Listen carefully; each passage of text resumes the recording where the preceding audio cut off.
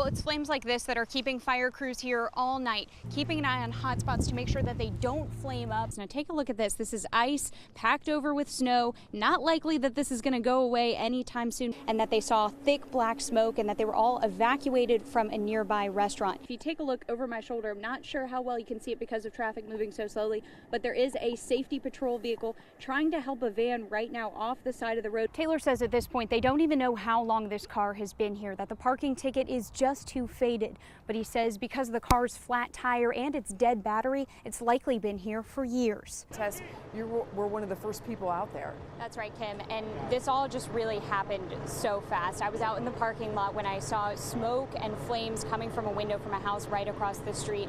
I ran over as fast as I could, and that's when we saw neighbors running, trying to make sure that there was nobody inside. A manager says that 2 maintenance workers quit their job, leaving 1 man to repair more than 200 apartments. Now, he says he can't do it all on his own, and the manager says they need help from the property owner. Starting today, this will be the closest you can pilot a drone to the Bladen County Detention Center, at least 500 feet away from it or more than 250 feet above it. Rules that Sheriff McVicker says will help keep his officers safe while on the job.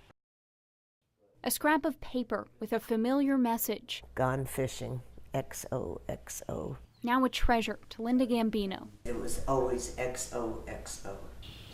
An outdoorsman to his core, Chuck left those notes before going hunting or fishing. He was always active doing something because he wasn't the type to just sit around and watch life go by. It's a nice pompano. Passions he shared with his customers as a charter captain. He ran his boat called Fishbuster. And more often, time he spent with his family. Everyone left his boat happy. And while his daughter, Jill, may have served as first mate, she says it was Chuck who was always there in a time of need. Everything I did, I knew he was there behind me. Chuck's note, now among the photos his family holds close. His last note, after his boat was found overturned in Lake Waccamaw last week and his body found near the shore. I just hope he didn't suffer. That's how I'm picturing that. He didn't even know what happened. That gives me peace. While she doesn't know for sure what happened out on the lake, Linda says one thing is for certain. He was the love of my life and my best friend and a great husband and father. The high school sweethearts would have celebrated their 50th anniversary this year. The love my parents showed to each other was palpable to everyone around them. And while this family gets ready to say its final goodbye, there just was no one else like him, ever. They're thankful for the time well spent with the man who makes saying it so hard. I am sad as can be now, but I also feel very lucky that I had such a nice life. Cindy Pantane says it isn't about the charges. It doesn't matter how long she sits in jail, it's not going to bring Matthew back. Or the sentence Melinda Chalk now faces. The fact that she is being held accountable is what's important to me. Accountable for selling her son, Matthew Eister Opana, the opiate pill that killed him. But today in court, Pantane wanted Chalk to know that her son was worth so much more than the money he paid her. Matthew was more than an addict. He was a son, a brother, a grandson, a friend, an athlete. He was so much more than an addict, and her actions took that Matthew that we loved away from us. Matthew overdosed in his room in 2016 after months of battling his addiction. Pantane says since then, she's pored over his texts and emails and found threatening messages from Chalk. Her and her family are able to move on, but our family still, every day we deal with the consequences of their actions. She says she isn't angry with Chalk. God gave me a sense of peace a long time ago. But hopes she finishes her 33-month sentence a changed person. In court, Chalk gave Matthew's family a tearful apology. It gave me a sense of peace and comfort knowing that I was having an effect on her. The judge asked for a copy of Pantane's statement, saying it could be used in similar cases in the future. Something Pantane says she can be proud of. Matt had a purpose, and his purpose might not have been what I would have hoped for, but he had a purpose, and it was to bring help to others, I think. First thing in the morning, and after the last bell. Have a good afternoon. You'll find Minnie Galloway pulling out all the stops for her Trask middle schoolers. As a crossing guard, her job is to get these kids across the street safely. Stop running. But spend a little time with Minnie, and you'll see she does so much more. Well, sometimes I'll buy some umbrellas and give them.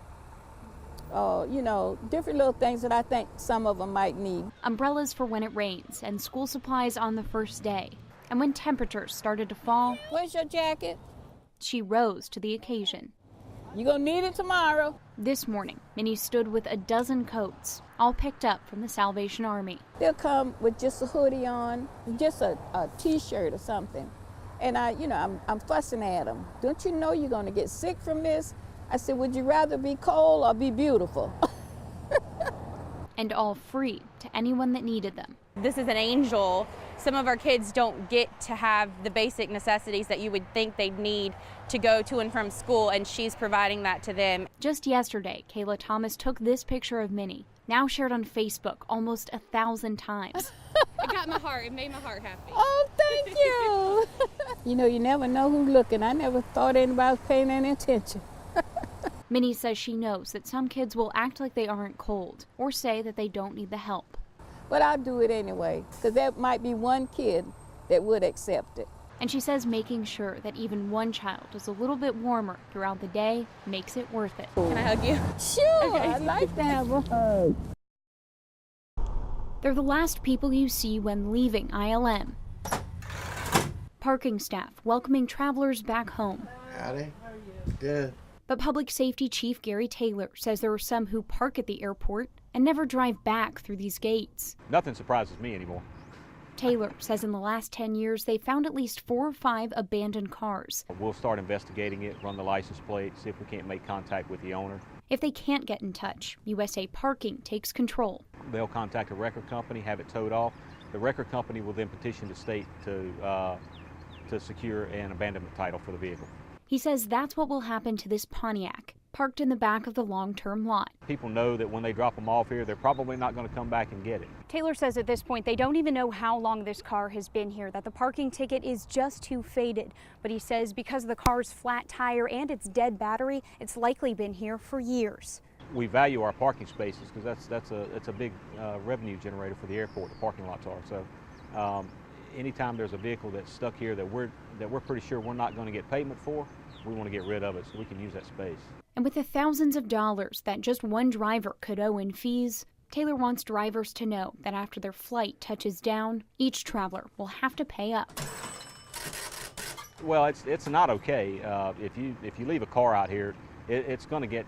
We're going to take care of it, whatever we have to do to get rid of it. 3 times in 6 weeks.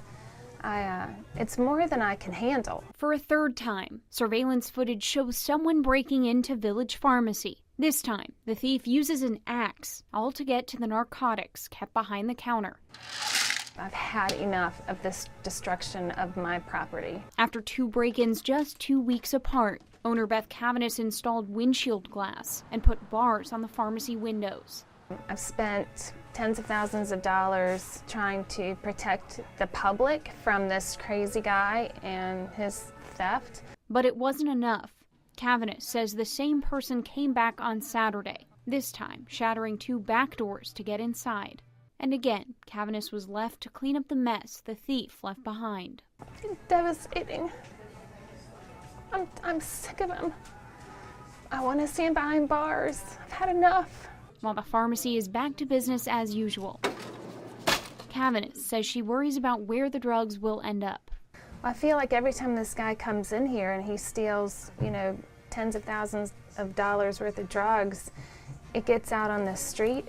People are overdosing. It's just harming the kids, besides what it's doing to me personally. The pharmacy is now offering a $2,500 reward for any information leading to an arrest. We need more people who know. He's got to be selling these drugs, so somebody out there is buying them. Cavanis says the cost is well worth it to keep her business safe and to keep her community from paying the price.